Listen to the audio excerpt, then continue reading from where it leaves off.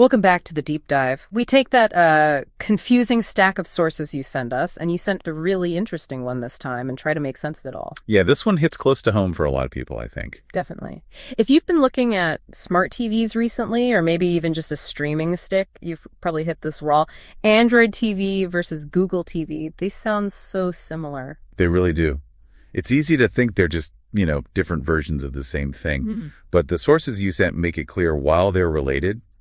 Absolutely. Knowing the difference is actually pretty key to figuring out what you'll prefer using. Exactly. So our mission today is to unpack that. We're going to look at the difference between fundamentally an operating system and like a user interface layer on top, because that seems to be the core thing here. That's right. And we'll pinpoint how Google TV really aims to change how you find stuff to watch. And, we can probably give the biggest takeaway right at the start. Google TV isn't some brand new operating system replacing the old one. It's more like an evolution. It's built directly on top of the Android TV OS that's been around for years. Think of Android TV as the engine under the hood. Okay. And Google TV, that's the shiny new dashboard, the updated infotainment system, all the user-facing stuff. That analogy actually helps a lot. Okay, so let's lay the groundwork. What exactly is Android TV, the platform that came first? Right. So Android TV is the foundational operating system. Google launched it way back in 2014. Wow, that long ago. Yeah, feels like ages now, doesn't it? Yeah. They basically took the ideas from Android on phones and adapted them for the big screen. It's the core software that lets your TV or streaming box run apps, connect to the internet, stream video, all that basic smart stuff. And it's not some niche thing either. We're talking millions and millions of devices powered by this. Yeah. Right? Big names. Huge names. Sony, TCL, Hisense. Lots of TV manufacturers use it. Yeah. And then you have dedicated streaming boxes, probably the most famous being the NVIDIA Shield. Ah, the Shield, yeah. Yeah. Classic. Exactly. It powers a massive chunk of the market. Yeah. And if you've used any of those devices, you know the interface. Yeah. Functional, maybe a bit basic by today's standards. How so?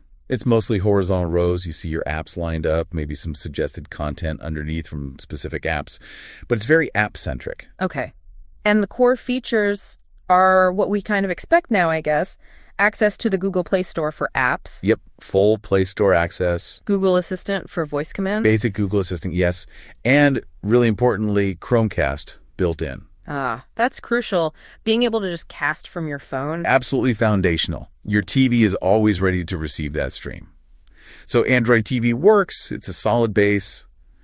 But maybe, it puts the apps first rather than the shows or movies inside those apps. Which feels a bit dated now with, dozens of streaming services all vying for attention. You don't want to hunt through 5 apps. Precisely. Which brings us nicely to 2020 and the launch of Google TV. So if it's not a new OS, what is Google TV? How should we define it? Think of it as a brand new user interface, a UI, and a whole new user experience layer built on top. It's like a major software update, a new skin, a total refresh. Okay. It debuted on the Chromecast with Google TV dongle. And its whole purpose was to shift away from just showing you app icons. Right. And instead focus squarely on content discovery, finding what to watch easily and making it really personal. Okay, this sounds like where the real divergence happens. The UI design is the key difference. You said Android TV is simple rows of apps. Pretty much. What does Google TV look like then? How does it actually organize things differently? It's a total visual shift. Instead of mainly app tiles, Google TV puts content front and center. Your main screen is organized into tabs like For You, Movies, Shows, Apps, and Library. So more like browsing Netflix's interface, but for everything. Exactly. It's designed to immediately show you things you might want to watch. Specific titles with artwork, not just app logos you have to click into first. That small change from app icon to show thumbnail probably changes how you browse quite a bit. It really does. So the big question then is, how does it manage to pull content from all my different subscriptions? Because juggling Netflix, Disney Plus, Max, whatever, that's the main headache, isn't it? Finding something without opening every single app. It is the dream, right? Yeah. And this is where Google TV gets clever, using machine learning. It learns what you watch, what you like. Okay. And then crucially, it pulls recommendations from all the services you're signed into. It puts them all together in that main For You feed. But wait, so I don't have to open the Netflix app to see new Netflix stuff, then jump to Hulu, then jump to Prime Video? Nope. Google TV breaks down those walls. It shows you recommendations, new arrivals, trending stuff from across your services all integrated together. Android TV, on the other hand, generally requires you to go into each app to browse its specific library and recommendations. They operate more like separate islands. Okay, that sounds like a genuinely big improvement. Smashing the silos, as you said. It really is. It'll even suggest things from services you don't subscribe to, but it clearly labels where you could watch it, maybe if it's available to rent or buy. That integration alone sounds like it saves a ton of time in clicking. And speaking of integration, let's talk about that watch list feature. The sources seem to really emphasize this one. Oh yeah, the universal watch list. For people who use Google TV, this often becomes like their favorite feature. It's a huge quality of life improvement. How does it work? So, you can add a movie or a show to your watch list from pretty much anywhere. See a cool trailer on your phone? Add it. Reading a review on your computer? Add it. See something on the TV itself? Add it. Okay. And then whenever you go to your Google TV, that item just appears in your library tab.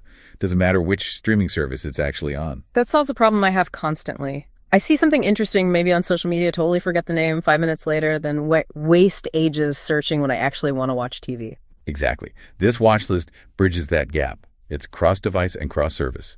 You add it once, it's there waiting for you. And Android TV just doesn't have that. Nope. Android TV relies on the individual watch lists inside each app. There's no central unified list that works across everything like Google TV offers. It really shows the shift in focus.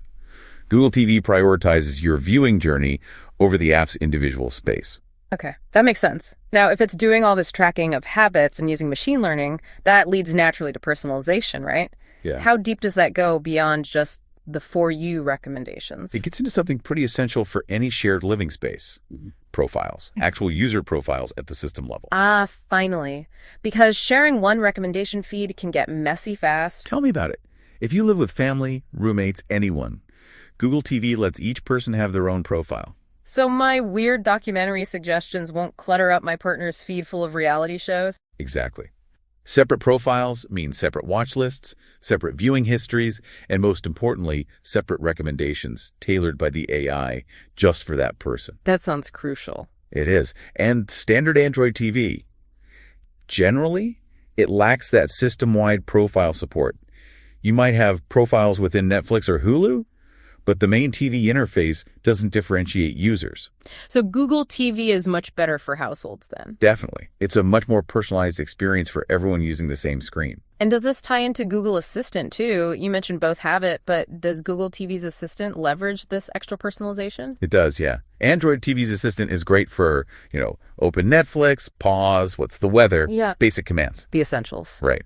But Google TV's Assistant can handle much more contextual requests because it understands who you are based on the active profile, what services you subscribe to, and what you've watched. So more conversational queries, not just direct commands. Exactly. You can ask things like, show me critically acclaimed sci-fi movies from the 90s, or even just, what should I watch tonight? And it uses all that aggregated data. Yes.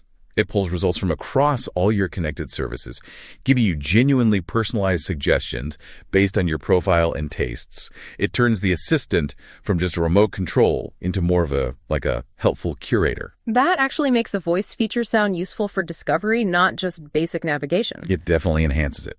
Okay, let's shift gears a bit. Logistics. This is super important for anyone who maybe already has an Android TV device.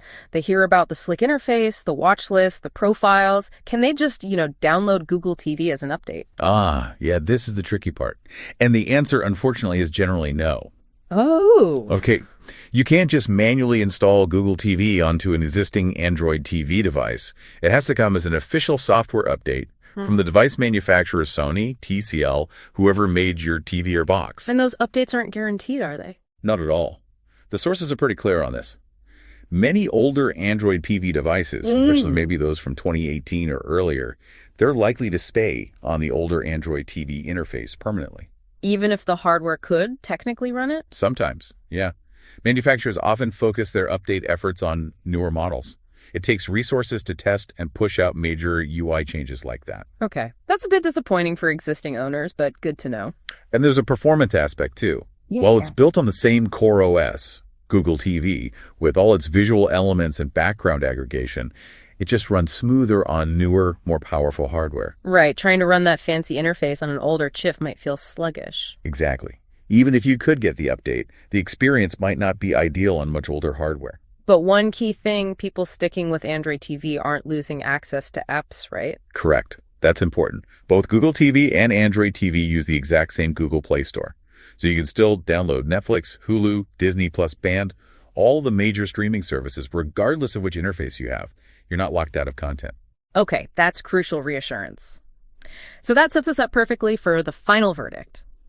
If you're out shopping today, what's the advice? How do you choose?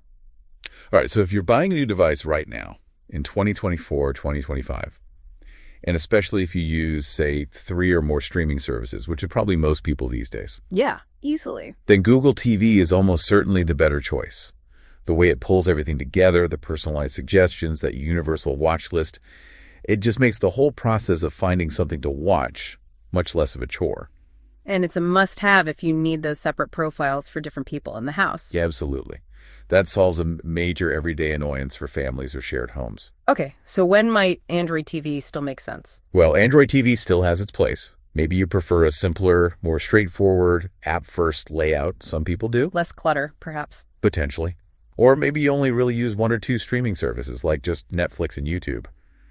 In that case, the advanced aggregation of Google TV might feel like overkill. And what about existing devices? Yeah, if you already have an Android TV device and it's working fine for you, there's no massive, urgent need to rush out and replace it just to get Google TV. It's still a perfectly capable platform. Especially maybe on budget TVs, where Android TV might still be the more common option.